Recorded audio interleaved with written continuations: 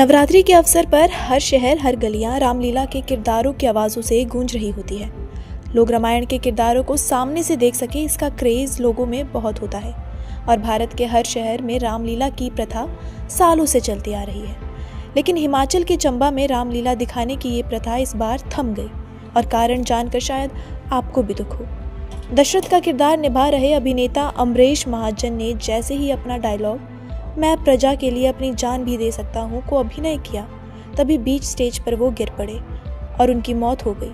किसे पता था कि उनके अभिनय के बोल सच में बदल जाएंगे और वो मंच को छोड़ दुनिया से ही चले जाएंगे। चलिए आपको ये पूरी घटना की जानकारी डिटेल में बताएं। हिमाचल प्रदेश के चंबा इलाके में नवरात्रि के समय रामलीला का आयोजन कई सालों से चलता आ रहा है और इस साल रामलीला में कई सालों से रावण और दशरथ जैसे किरदारों का अभिनय करने वाले स्थानीय अभिनेता अमरीश महाजन थे। अमरीश महाजन 73 वर्ष के थे, लेकिन उनका रामलीला में अपने किरदार और अभिनय से लोगों को बांध कर रखना काफ़ी मशहूर था। उनकी इस कला के कारण लोगों का उनके साथ अलग कनेक्शन बन गया था। लेकिन मंगलवार की रात को अमरीश महाजन के संग एक ऐसा हादसा हुआ जिसके बाद वो इस दुनिया को अलविदा कह गए। मंगलवार की रात को चंबा में रामलीला का आयोजन हो रहा था।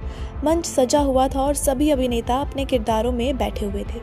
मंच पर दशरथ दरबार का दृश्य सजा हुआ था और दशरथ का अभिनय कर रहे थे अमरीश महाजन। दशरथ की दमदार आवाज़ से सभी दर्शकों की नज़रें उन पर टिकी हुई थी।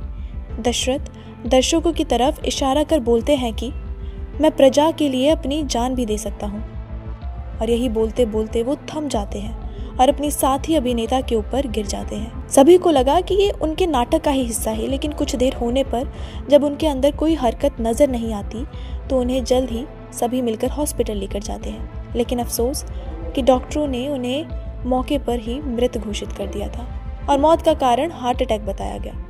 चंबा में जैसे ही लोगों को पता चला कि मंच पर उनकी मृत्यु हो गई है, पूरे इलाके में मातम पसर गया।